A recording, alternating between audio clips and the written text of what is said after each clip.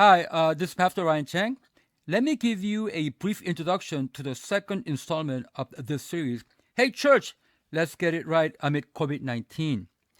The second message is entitled Glorifying God Amid Culture War Fought on the Turf of the COVID Pandemic, and it is an excerpt from a sermon I gave on May 17th, 2020. In some ways, this message is a tale of three New York Times op-eds.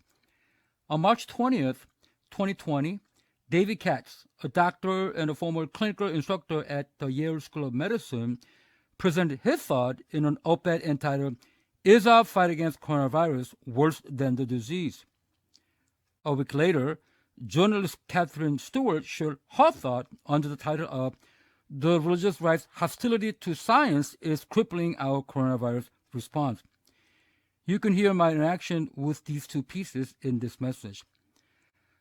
The third New York Times op-ed, which I didn't interact since it was published yesterday on February 24th, but I mentioned here, is written by the New York Times opinion columnist Nicholas Kristof.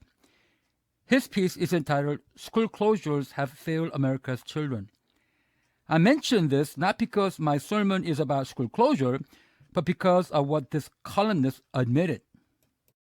He wrote, quote, Many Democrats seemed to become more suspicious of in-person schooling last summer when President Donald Trump called for it. We shouldn't let ourselves be driven by ideology rather than science, and that wasn't universal, end of quote.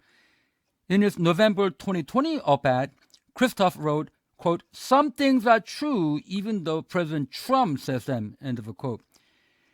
So to the extent that Kristof's observation is true, this necessarily means that at least some of what we've been told to do or not do during this ongoing pandemic isn't strictly about science and or facts, but has something to do with politics and winning the culture war at all costs. I don't talk about politics in this sermon, but I will take you to something America has been engaged in for several decades, culture war fought between cultural conservatives and progressive liberals.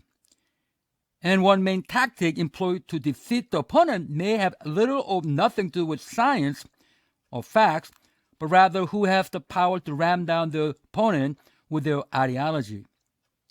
Well, I don't go into it that deep. After all, this is a sermon. Again, this sermon is entitled Glorifying God Amid Culture War Fought on the Turf of the Pandemic.